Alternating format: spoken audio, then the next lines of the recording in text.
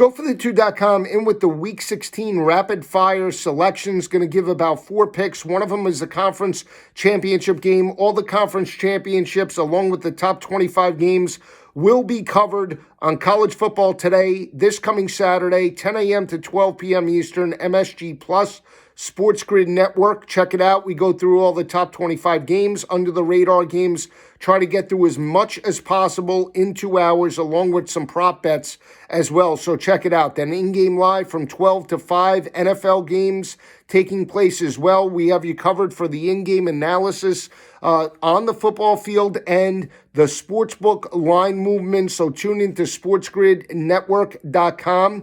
sportsgrid.com. Check it out this coming Saturday, 12 to 5 p.m. Eastern. Let's jump right into the selections for this coming Saturday. One big battle takes place in Baton Rouge, LSU at home against Ole Miss and Lane Kiffin. Big battle taking place. Line movement huge on Ole Miss. LSU opened up as a 4-point favorite. It got down to 1.5 at the time of this video in terms of LSU. LSU has won 4 straight in the series by an average margin of victory of 21.7 points per game. Picked up this victory last year in Oxford, 58-37. You remember they jumped out to a huge lead, 28-0 in the first half, but John Rice Plumlee and the crew led a fourth quarter comeback that allowed Ole Miss to cover this number by a 28.5-point underdog. They lost that matchup by 21 points. You remember they rushed for over 400 yards on the LSU front seven in the second half of that matchup. Now here comes LSU, an unbelievable finish, unbelievable victory over Kyle Trask and the Florida Gators. Max Johnson, phenomenal start.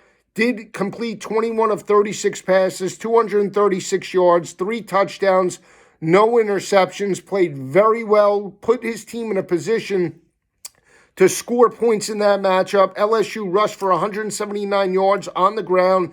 And then the critical mistake by Marco Wilson, allowing his team not an opportunity, allowing LSU to maintain possession and kick the game-winning field goal by Cade York by throwing the shoe. Unbelievable turn of events. Cost Kyle Trask a shot at the Heisman, but more importantly, cost the Florida Gators a chance at the college football playoff as they play Alabama this coming Saturday. Now LSU comes back home. I think a lot of people are expecting Ole Miss to be the better team because there is a month of preparation. LSU has not put back-to-back games consistent all year long. They've been an up-and-down team. They win one week and then lose the next, but this is an opportunity to finish the season on a high note.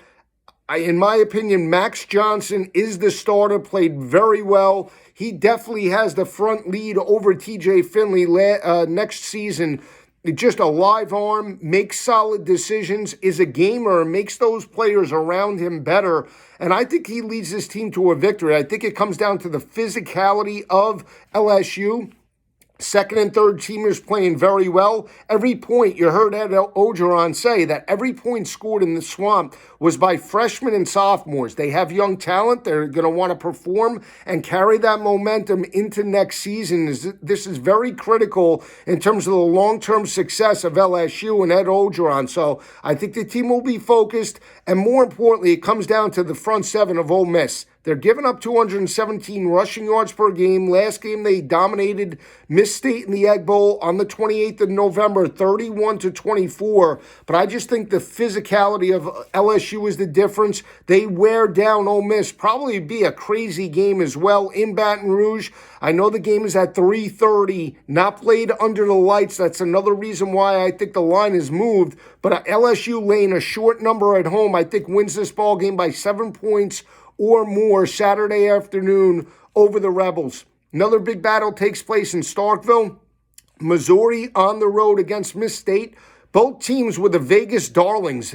Everybody in Vegas seemed to love Missouri and Mississippi State last week. Quite honestly, have no idea why. But you look at Missouri, they got steamrolled by Georgia, a more physical team. Bazelak, the quarterback, a freshman, looked like a deer in the headlights, couldn't break down the coverage of Kirby Smart's defense, and they struggled, became a one-dimensional offense. Now they go on the road to face a Mississippi State team that played fairly well for about 3 quarters, but in the fourth quarter, the physicality of Auburn, offense and defensive lines wore them down. Secondary of the Tigers played very well against Will Rogers and that offense. You look at Mississippi State right now, a couple of factors why I favor the Bulldogs in this matchup. Coaching advantage, you got to give to Mike Leach over Drinkowitz. I also give the physicality of the front seven to Miss State, only giving up around 125 rushing yards per game, 3.5 yards per carry. Will Rogers completing 71% of his passes. On the flip side, it's Bazelak. If he goes this week, hasn't thrown a touchdown pass in 3 straight weeks. If they bring in another quarterback, I'm not so sure the physicality of the front seven doesn't wear down the offensive line of Missouri. They're more of a finesse team. Give me the more blue-collar team in Mississippi State, catching 2 points. Think they win the game outright over the Tigers in that battle. Big Ten championship. I know on paper, you don't have to tell me. More dominant team is Ohio State. I know they're possibly one of the best teams in the country. Justin Fields, one of the most elite quarterbacks in the nation. A rematch of the Big Ten championship game a couple of years ago between Clayton Thorson, J.T. Barrett. I believe the spread was right in the area of where it is now. But this line seems fishy to me. I think the more blue-collar team here obviously is Northwestern, not an explosive offense. They're going to have to shorten the game against Ohio State, run the football, stay in manageable third down situations.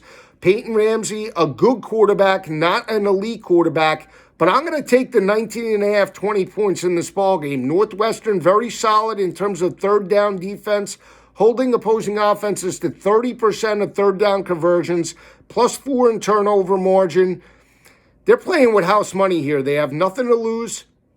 Pat Fitzgerald, in my opinion, will have his team ready. Now, I think they force a couple of turnovers here. Can they convert will be the difference. Can they convert with Peyton Ramsey? I think they can. I think they can at least get 10, 13 points in this matchup and maintain Ohio State in the area of the high 20s. 28-13, they lose this ball game. I think it's a very blue-collar, ugly game. Ohio State wins, but Northwestern does cover this number Saturday afternoon against the Buckeyes. Another big battle is Army and Air Force. Dead under last week. Army and Navy line opened up at 41.5. They knocked it down to 35 by game time. Dead under. Now, here comes Air Force and Army. Line opened up at 39.5, down to 38. I'm going to go with the over here. I think both teams explode. Air Force, very good in terms of passing the football. 127 yards last week against a solid Utah State team. They dominated them 35-7. I know Utah State, from a record perspective, isn't elite, but Air Force did put up 35 points. Utah State has some athletes on the perimeter playing much better with Presley at the quarterback position. They put up 35 points on that team, physical on the offense and defensive lines. I think there's going to be big plays in this ballgame. Army, Air Force, I think explode. 36, 37 points, I think, are well within the realm of possibility. I know the trend is to the under of military academies, but after a rivalry game, Air Force with a week of preparation, give me the over in that matchup. I'll see you on Saturday. College football today and in-game live. Have a great week, everyone.